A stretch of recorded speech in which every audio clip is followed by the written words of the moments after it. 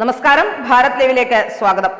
വളരെ ഗൗരവമുള്ള രണ്ട് ആരോപണങ്ങൾ ഇന്നലെ മുൻ DGPയും BJPയുടെ ഇപ്പോഴത്തെ സംസ്ഥാന ഉപാധ്യക്ഷയുമായ ശ്രീലേഖ ഉന്നയിച്ചിരുന്നു.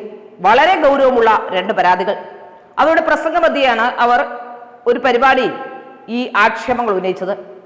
പ്രധാനപ്പെട്ട രണ്ട് CPM നേതാക്കളെയും അതുപോലെ തന്നെ ഒരു കോൺഗ്രസിന്റെ മുൻ മന്ത്രിയെയും സമ്മർദ്ദത്തിലാക്കുന്ന അല്ലെങ്കിൽ ആരോപണത്തിന്റെ നിഴലിൽ നിർത്തുന്ന ആരോപണം തന്നെയാണ് ഉണ്ടായത്. പ്രതിഭ ഹരി എന്ന് പറയുന്ന CPMന്റെ MLA അവരെ ഒരു പ്രാവശ്യം ജില്ലാ പഞ്ചായത്ത് പ്രസിഡന്റായിരിക്കുമ്പോൾ അവർക്കെതിരെ അഴിമതിയുമായി ബന്ധപ്പെട്ടൊരു വിജിലൻസ് അന്വേഷണം വരുന്നു. അന്ന് വിജിലൻസിന്റെ തലപ്പത്തുണ്ടായിരുന്ന തന്നോട് കോൺഗ്രസിന്റെ നേതാവും അന്നത്തെ ആഭ്യന്തരമന്ത്രിയുമായിരുന്ന തിരുവഞ്ചൂർ രാധാകൃഷ്ണൻ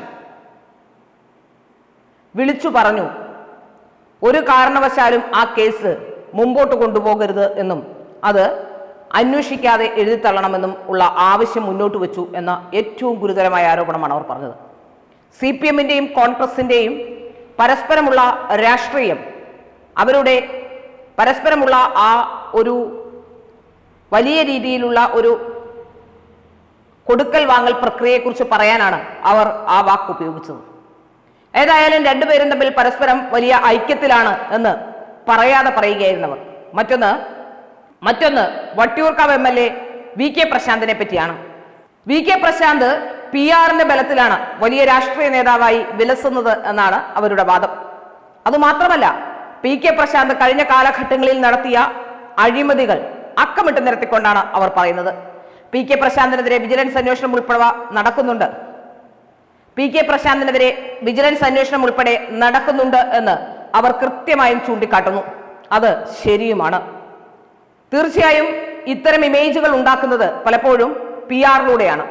പ്രതിഭ ഹരിയും അതുപോലെ തന്നെ VK പ്രശാന്തും ഒക്കെ നേതാക്കന്മാരായി ഉയർന്നു വന്നത് പാർട്ടിയുടെ പ്രവർത്തന പാരമ്പര്യത്തിനപ്പുറത്തേക്ക് PR എന്ന ഇമേജ് കൊണ്ടാണ്.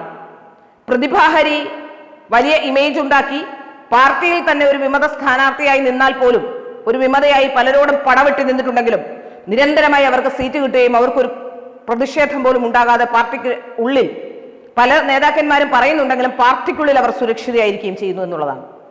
VK പ്രശാന്തിന്റെ കാര്യത്തിലാണെങ്കിൽ കൊറോണ കാലത്തും പ്രളയത്തിന്റെ കാലത്തുമൊക്കെ മേയർ ബ്രോ ചമഞ്ഞ് കേരളത്തിലുടനീളം മേയർ ബ്രോ എന്ന പേര് ഉയർത്തിക്കാട്ടി VK പ്രശാന്ത് നടത്തിയത് വലിയ PR ആയിരുന്നു. എന്നാൽ VV രാജേഷ് ഇപ്പോൾ മേയർ ആയതോടെ VK പ്രശാന്തിന്റെ ഒരു ഇമേജ് അല്ലെങ്കിൽ VK പ്രശാന്തിന്റെ ആ മേയർ ബ്രോത്തരം അല്പം ഒന്ന് കുറഞ്ഞിട്ടുണ്ട്. അതിനും അപ്പുറത്തേക്ക് കേരളത്തിലെ ജനങ്ങളോട് സംവദിക്കാൻ വിവിധ കാറ്റഗറിയിൽപ്പെട്ട എല്ലാ തരത്തിലുമുള്ള ജനവിഭാഗങ്ങളോട് ഒരുപോലെ ഇടപഴകാൻ കഴിയുന്ന മികച്ച പ്രതിച്ഛായുള്ള ഒരു മേയറായി VV രാജേഷ് ഉയർന്നു നിൽക്കുകയാണ്. ഇപ്പോൾ മേയർ ബ്രോയെ കുറിച്ച് സംസാരമേ ഇല്ല. പകരം കേരളം ഒട്ടാകെ ചർച്ച ചെയ്യുന്നത് VV രാജേഷിനെ പറ്റിയാണ്.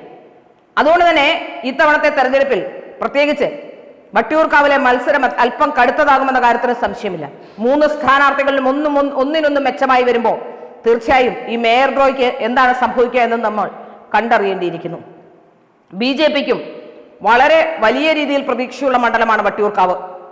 മുൻ DGP കൂടിയായ R ശ്രീലേഖയാണ് അവിടെ കളത്തിലിറങ്ങുന്നത്. ശ്രീലേഖ ഒരു തെരഞ്ഞെടുപ്പ് വിജയത്തിന്റെ ഹാങ് ഓവറിൽ തന്നെയാണ്. വീണ്ടും ഒരു വിജയത്തിലേക്ക് പോകാനുള്ള സാധ്യതകൾ ഉണ്ട് എന്ന് നമുക്ക് വിലയിരുത്താനും സാധിക്കുന്നു. ഏതായാലും മേയർ ബ്രോയുടെയും തിരുവഞ്ചൂർ രാധാകൃഷ്ണന്റെയും യു പ്രതിഭയുടെയും ഒക്കെ കാര്യങ്ങൾ ഇപ്പോൾ പുറത്തു വരുമ്പോൾ തിരുവഞ്ചൂർ രാധാകൃഷ്ണൻ പ്രതിഭയെ എന്തിനാണ് സംരക്ഷിക്കാൻ ശ്രമിച്ചത്?